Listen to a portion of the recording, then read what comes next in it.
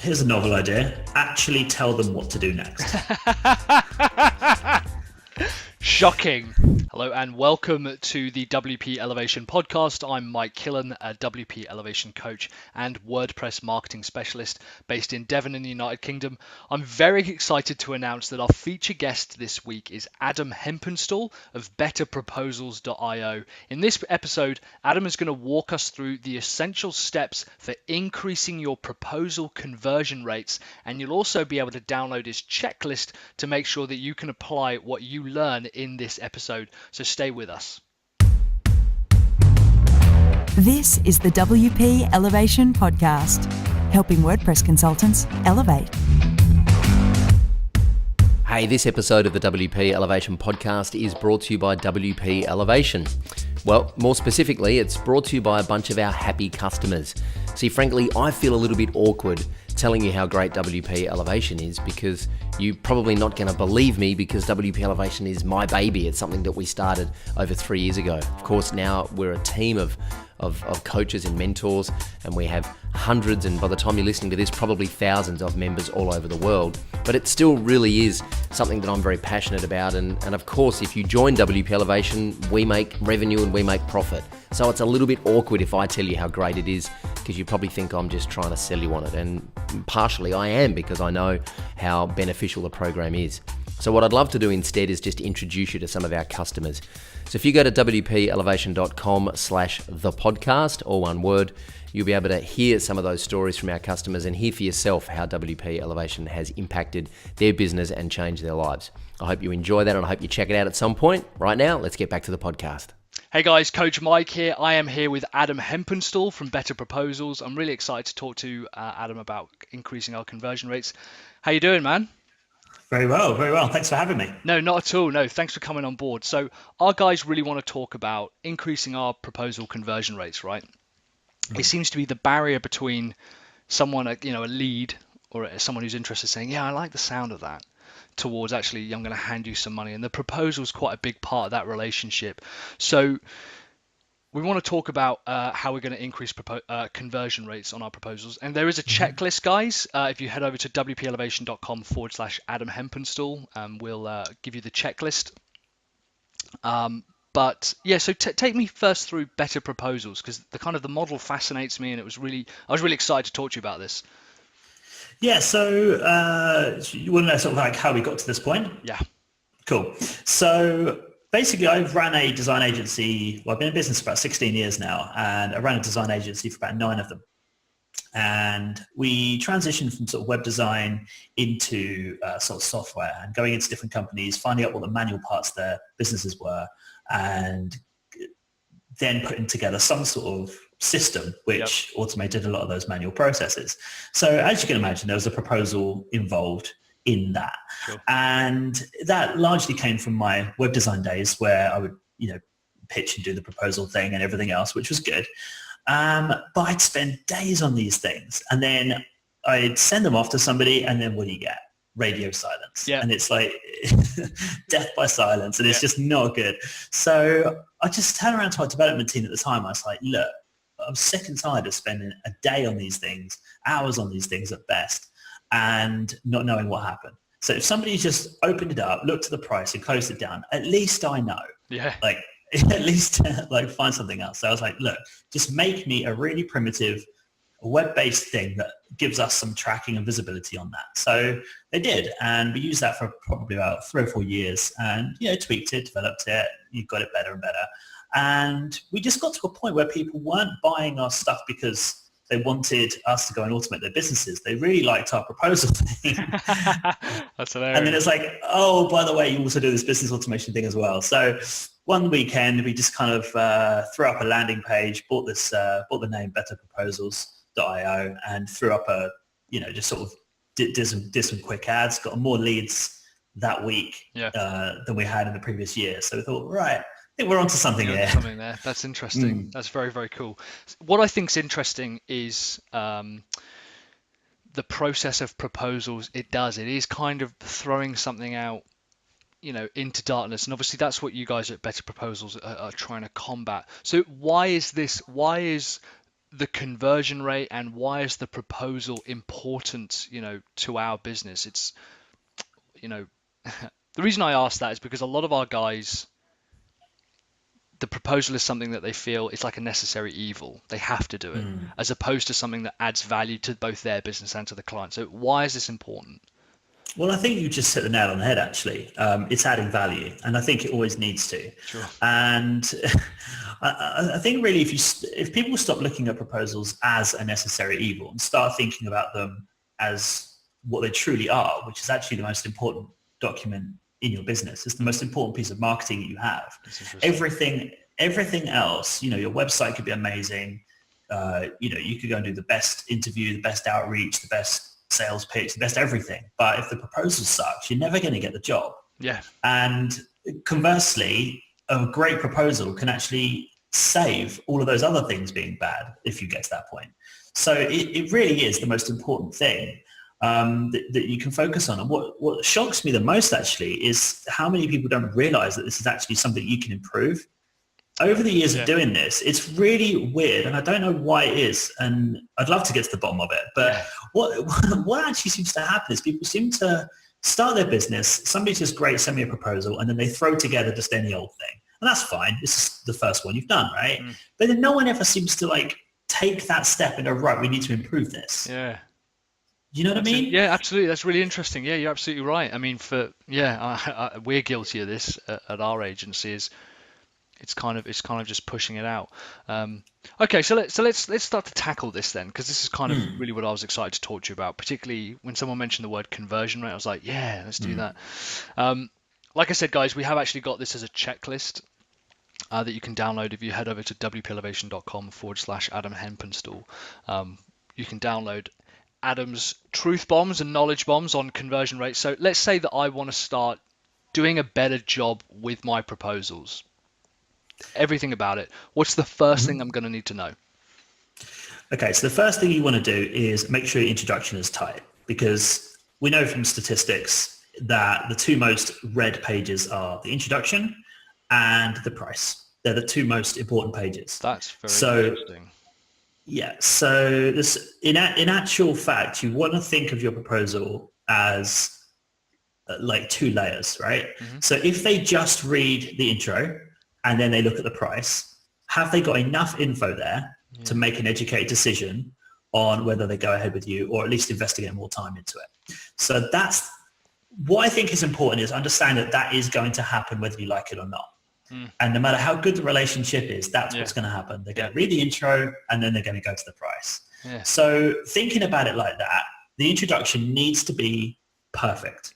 And the best way to do this is by truly understanding what they actually are trying to do in the first place. So if they want more leads for their business, great, but why?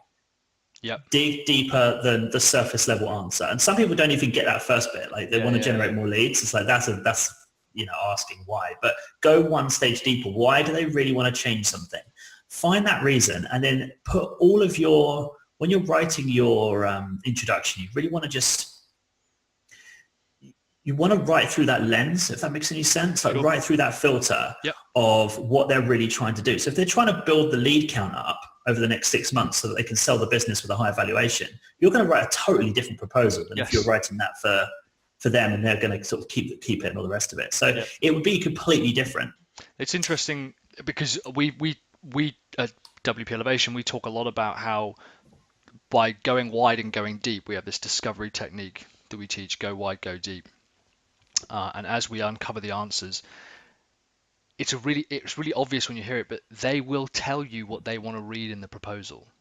The language they use, the goals they have, the motivation they have, that's what you should be putting in there, Yeah, I completely and utterly agree with you. And I think the other thing as well is that people actually sorry if I'm just jumping around, but go for it. People actually talk themselves out of the job in proposals. Yeah. This cracks me up so much. I mean, people put in things that just should never be in a proposal. They shouldn't be written down. Never mind, never mind in a document you're actually sending to your client. I mean, the biggest thing that people do is when they're writing out like what we're going to do part, or the specification, or the page list, or whatever it is, for this particular in this particular instance is they'll put so much jargon in there. Yeah. It's crazy. Like you see some of these proposals and I get asked a lot to sort of give me a second opinion on it and that kind of thing. I'm like, is this for the client or is this an internal to-do list for your developer? I mean, why have you got jQuery written down here? Yeah. Like, why is that even in the proposal? Why have you, WordPress is fine to mention, I think at this point. There's an argument for not mentioning it, but it's such a known brand now. I think it's okay to mention WordPress, but only just. And think how popular WordPress is. Yeah. Some of these more technical things, people mention it, and you try and think about it from a client's point of view. They're just sitting there reading this thing going, what the hell is all this? Yeah, that's I don't know. good. I literally don't understand a word this guy's talking about. Yeah. And then what have you just done in their mind? You've just completely turned them off. Yeah. No, that's good. Okay, so we've got a good intro, which is great. I totally agree, and we're repeating back to them, what it is that they want, what their needs are, their goals are, their problems. That's really tight. We're going to stay away from jargon, which is, even when people say they get that, I totally agree that I still see HTML5. I'm like, they don't care. They literally do not care. It's irrelevant to them. What else is it we need to put in our proposals or work on? Case studies, relevant. That's big. Relevant case studies. And I'd actually go as far as to say to tailor the case study for that person. Wow. So what some people, this is probably going, it depends on the deal size. I'll caveat it with this, right? Yep. If the deal size warrants it, you absolutely should do this. If it doesn't, scale it back accordingly. But this would be the ultimate. I'm going to I know what the answer is going to be to this, but if I don't ask it, the listeners are going to go mental at me. What do you think the price range is for scale and size of business that warrants a case study? Okay, so I always think you always need to include some proof. You always need to include some proof. So let's just start small. So, you throw a figure at me. So some of our guys, super low end. Super low end for us would be the super low end that we think is disgusting and that no one should do is the kind of $500, £1,000, right? We aim to try and get everyone on WP Elevation to be selling a $10,000 website. We think that that's a relatively healthy size. It's not enormous, but for some people that's 10 times larger than anything they've done before, 20 times larger, So those are the kind of two scales we're working at. We reckon most people at the moment tend to be comfortable selling between $3,000 and $5,000. Got it. But some of our guys are selling $35,000, $100,000 programs. Love that. Okay, so I'll attack a few of these then. So on the low end. So let's just say what it is, right? So let's just say that you're selling at $500, right? So you're selling a £500 website. You basically you still want to tell somebody that you've done this stuff before. So at that level, I'd have a whole range of, if you're doing £500 websites, you've got a lot of them. At least you should have. Yeah. So you want to just go through and just think, okay, all right, this person is a dentist, right? What have I done that's similar to this? And just try and keep it relevant. Don't include the local builder, right? Or something totally irrelevant. Just try and keep it, if not industry specific. Good point. Yeah. Keep it somewhat relevant to them, because otherwise it's just sort of white noise to them. They don't really know what it is. So scaling this up, let's think about sort of the $2,500 size. Now, at this point, it's not massive, probably warrants a bit of time on the proposal, but probably not a crazy amount.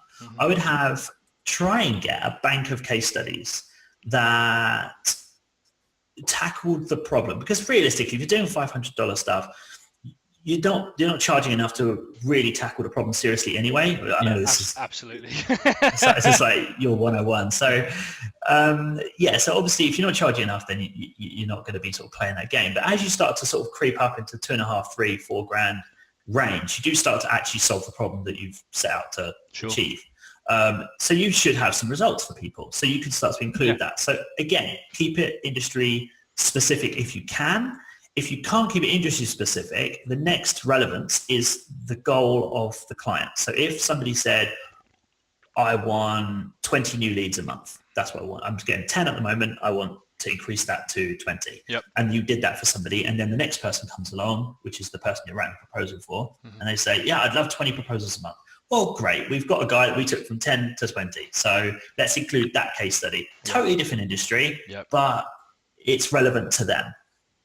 Yep. So I would always do that. And then as you go up, and if you want to push the sort of like the 10, 20 plus $1,000 range, personalize that case study or a couple if you can. So take the previous approach, including the case studies that are relevant, but actually personalize them. So rewrite the case study for that person, if that makes any sense. Yep. So, John, kind of like you, wanted to do this. Sure. He also wanted to be able to only work X number of hours a week, and just detail the whole thing out and just rewrite it. It could be the same info, but if you're putting it through that filter of thinking about your client that you're trying to pitch to, it's worth the 5 minutes it's going to take to do this.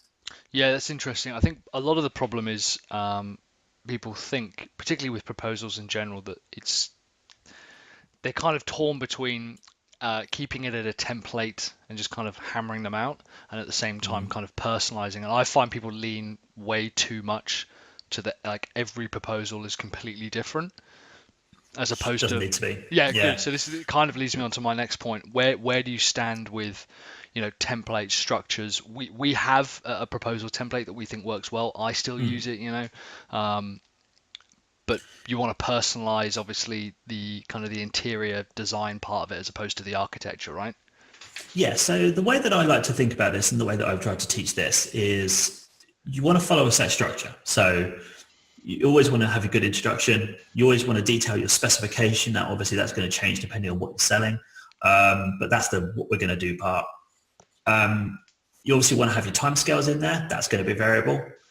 Your pricing is going to be a variable. If you're offering any sort of guarantee, even if it's not like a money back guarantee in the traditional sense, but more of a guaranteeing a certain little part of it, like guaranteeing timeframes or something to that effect, you want to include that. That might change, but again, it might stay the same. You've got your structure, which is always going to pretty much remain constant. And then obviously you've got your next steps, you sign off your contract, that kind of thing. So all that's going to remain the same. What you're changing is the lens in which it's written through.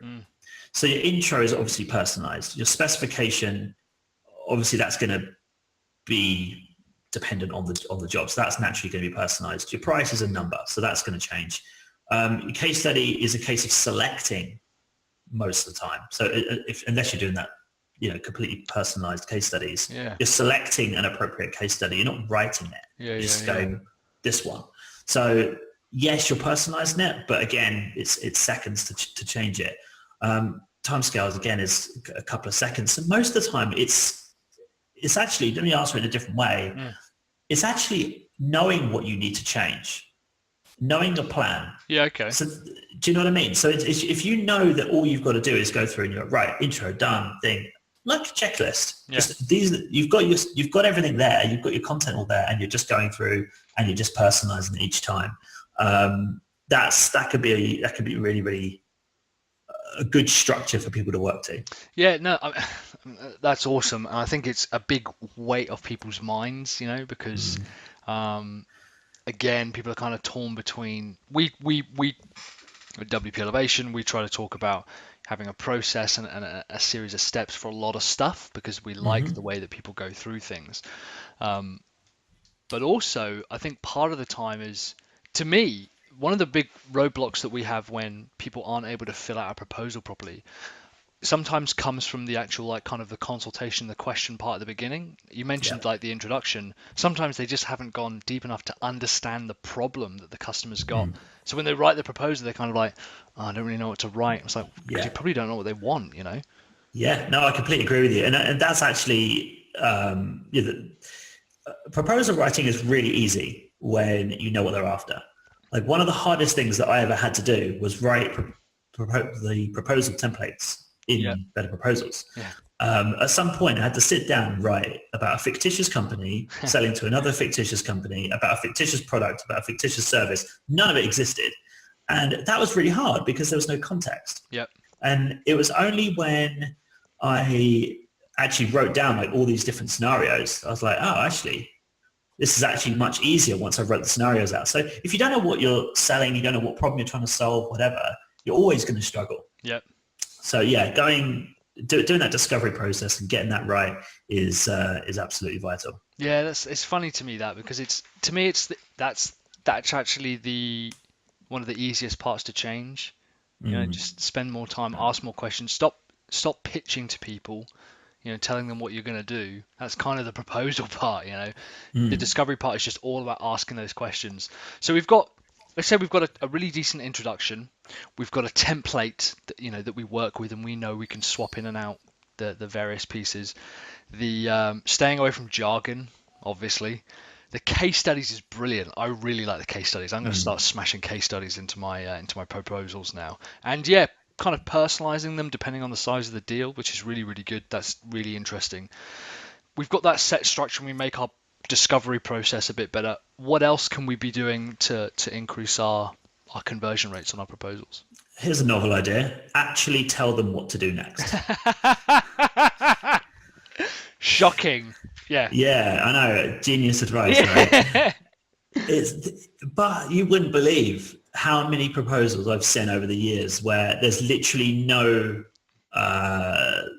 instruction. Yep. There's no instruction. Like there's nothing that you're completely leaving it up to them to figure out what the next process is. How the hell do they know what your internal business processes are? Yeah. They can make an educated guess, but why make them go through that? Yep. Instead, it's better to just, I've always found that it's best just to say, okay, like these are the next steps. So step 1, sign below, type your name in the box below and press sign proposal. Step 2, we're going to arrange a call to go through and gather further information. Step 3, we're going to invoice you for 50% or whatever. Yeah. There are 3 things people can get their head around: typing my name, having a phone call, and receiving an invoice. Yeah. The 3 things people can get their head around. It's crazy to me how people leave that whole part out and they're like, oh, my conversion rate sucks. I'm like, well, maybe it's because you're making them guess what they've got to do next. And it's such, and again, all too often, I argue the same point for content marketing and for blog post conversion. Like people go, I really want to increase my email list signups. I think, okay, great. Are you telling people that they should sign up? And they go, no, I'm not. Do you think that might be a good place to start? So you're absolutely right. Having next steps in the proposal and saying, you want to go ahead with this. We know you do, because you've read up to this point at least. Give us a call, sign a document, and we'll send over the deposit. Yeah, exactly. And that's it. It's genius. It's not even hard. Like it's just so straightforward. But I think because it's so straightforward and because, look, here's like, if you want to go like deeper on this, people don't do it, I think, because they think it's insulting. The last thing I want to do is insult somebody with such a stupidly basic instruction. But how do they know? How do they know, like, your process is to sign the document and then to do the call and then whatever? Like, they don't know that. It's not, you're not insulting anyone's intelligence. No. You're actually just making it really easy for them. Absolutely. And I think that's something that people get so wrong in their proposals is they try to not insult the person reading it. And in the process of doing that, they end up not actually telling them the stuff that they need to know. Yeah. I think part of it as well comes down to their fear of like taking it a step too far. For some reason, I've seen this again and again and again. They'll send the proposal, but then they feel, but I feel it's a bit cheeky to actually ask for the money. I'm like, well, that's like a psychological thing that you've got to get over. Like that, there's nothing you can do about that. And often we take for granted, exactly as you say, we take for granted our own business process. There are 750 members, more actually, in WP Elevation now, and most of them probably use a similar process. The customer still has no idea. The customer's got no idea that this is standard practice to then go, okay, wicked, I don't know if how does Better Proposals kind of handle that? Because that transaction period to me is the thing that we're trying to always make smoother. How does Better Proposals handle that? So there's 2 things. The first is my advice is to send the proposal as quick as you possibly can. That's the first thing that helps, right? So the sooner you send it, the sooner all of the intricate details of your conversation that you had with them and your rapport building, that's fresher in their mind, right? That every day that goes by where you haven't actually got your proposal in front of them, all of that stuff's fallen by. And all of that stuff they're forgetting, that's the good stuff. Yep. You know, that's the little laugh and a joke about football or, you know, whatever the rapport building stuff, that all falls away. Yep. And then what they're left with is just this number. So get it in there as soon as possible. And then all of the good bits that you did up until that point count for something. Second thing is making it super easy for them to actually buy the thing. Yeah. So if you send somebody like a PDF like document and you're like, okay, well, what you need to do is you need to print this off and then you need to sign it and then you take a picture of it on your phone and then email it back. It's not that hard, but if you're on a train or you're in the car or whatever, that's actually a bit of a pain to do that because I don't know about you, but I don't have a printer in my car. I took it out years ago. No. You know, I agree. Cut back on the baggage, mate. Yeah. Exactly. I like a minimalist life. So making it super easy for people to actually just go, this is perfect. It's exactly what I want. What do I need to do next? Oh, I just type my name and press a button. I shouldn't text and drive. I literally could do this driving the car. This is easy, right? So making it super easy and getting it in front of them nice and quick are two things that you can do, you know, really, really quickly to really sort of speed things up. It speeds things up. It makes the decision process much, much shorter. Now, obviously, if there's an external decision process going on, you can't really help that. If that's got to be an internal decision and there's meetings set weeks in advance, you can't do much to combat that. But look, if it's a bit of a smaller deal and you're talking to the business owner and it's you and them, there's nothing to stop any of that stuff happening. Like the only thing that's going to drag that out is you being lazy and not getting the proposal out to them quickly. Yeah. Which is really all it is, just procrastination. Yep. And making it difficult for them to sign. Because I've seen this happen over and over again. When we were working with a large telco company, and we were putting together the SEO agencies and the social agencies and all this kind of stuff together. And what I found really, really interesting is that the biggest barrier to management passing it up essentially to the budget holder, because these were big, companies, was do they have to print it out, go and hunt someone down and get them to sign it and then send it back, scan it, and then send it back to the guys. And that was enough of a hassle alone for them to go, I just can't be bothered to do this. And I was like, that is fascinating to me, that the process is pretty much finished. It's nothing to do with the budget holder going, I don't want to do this, or the management saying this isn't the right deal. It's actually their procrastination. They go, I can't be bothered to print this out and go through all of the kind of the malarkey of, going through all those old. Frankly, it hasn't really changed since sort of the Victorian period, really, as it's signing a document. It's pretty much the same process. Pretty old school stuff. So that was really interesting to me. And like you say, the easier you can make it and the more obvious you can make it, the better. People, their intelligence isn't insulted. It also shows that you've done it before, I think. Yeah. If you're making it easier, it says, well, we've got a process that works that you can follow, because we do this all the time, This is really normal. This is a very normal thing to do. And all you've got to do is just type your name below and press the button, and that's it. And that's it. Deal done. You don't have to worry about anything else. You can leave it to the experts. Yeah. I mean, check this out, right? If you've been to like a private dentist or anything recently, I mean, I went a few months ago. And the process of them upselling you was crazy. They are absolute. If you want any, I mean, the things that I could teach are nothing compared to how well drilled these guys have got things down. I mean, it's the white coat thing, right? So the receptionist, who is literally just a receptionist who works with a booking system for 99% of her day, has a white coat. Why does the receptionist need a white coat? Because when you leave and she says, right, we're going to need you back in here in 6 weeks. Who are you to question the person in the white coat? You're the You don't know. She's the boss. Yeah, definitely. She's the boss. She's the one with the authority. So you've just got to listen. And there's actually a really good lesson in that. It's like, look, you're the person prescribing the solution. You're the expert. If you think of yourself as the business doctor, the marketing doctor, the website doctor, whatever the situation is, you don't ask them, ask them questions to discover what the problem is. But then once you've figured that out, you have to have that level of authority and belief and conviction to go, right, this is what we're going to do. We're going to do this, then we're going to do this, then we're going to do this. You're going to pay this. And what I need you to do is sign here. Yep. Yeah. Just have that level of conviction to do that and act in that way, because it's a bit of an old NLP concept of it's called go first. Yep. And it's just leading. It's just leading. And they will follow you if you believe it. Mm-hmm. If you believe it, then you'll do it. And I think obviously the program that you guys run is world class.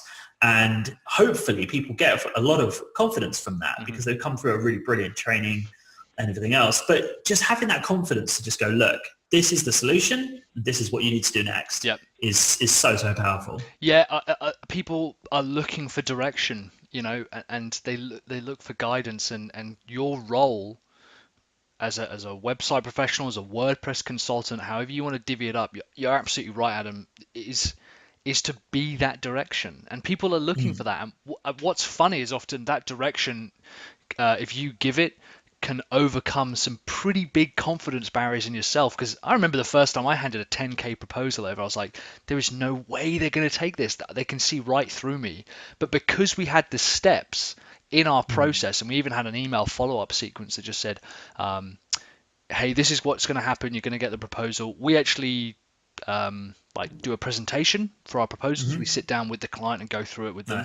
And we say, what you're going to need to do next, if you're happy with this, is confirm that you're happy with it, slide this piece of paper back over with your signature on it, and we'll send you an invoice.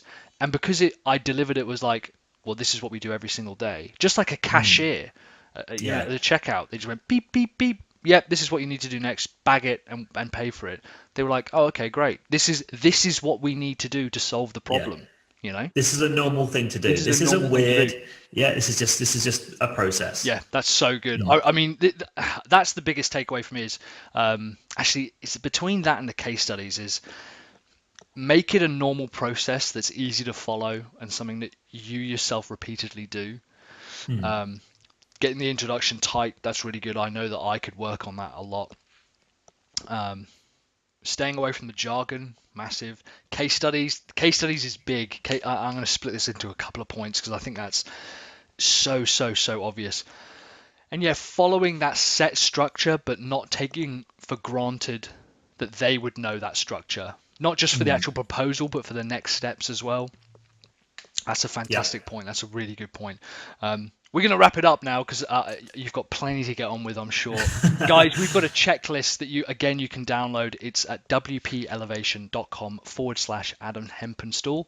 That was awesome. Thank you so much for joining us. My pleasure. So how can people reach out to you? So you can reach out to us through our company site. So it's just betterproposals.io. There's a free plan on our website, so you can literally just go there and depending on the number of proposals you're doing on a monthly basis, you can use the product completely free. So there's a load of templates on there which I think would be quite helpful for people, at least to cherry pick some different ideas, get some wording, things like that. That's all free to use as well. You can just dive in and just see what takes your fancy. There's tons of website stuff, e-commerce stuff, marketing stuff, SEO stuff, awesome. Paid ads, all sorts. Feel free to have a dive in and have a play. Do you have an email address or a Twitter handle? So Twitter is at Better Proposals. Awesome. And people, if anyone wants to email me through, they can email adam@betterproposals.io. Mate, that's been absolutely fantastic. Thank you so much for coming on board with this. I really, really appreciate your time. No, my pleasure. Thanks so much for having me. No worries. Okay. Cheers, guys. Go elevate. Hey there guys, welcome back. Wow, I hope you enjoyed this episode of the podcast as much as I did. Remember to visit wplelevation.com/Adam Hempenstall to download the checklist for this episode and leave us some feedback in the comments below. Please subscribe to the podcast and give us a rating and a review in iTunes. It really helps us spread the word. Just visit wplelevation.com/iTunes. Thanks for tuning in, and we look forward to your company on the next episode of the WP Elevation podcast. I'm Mike Killen. Until then, go elevate.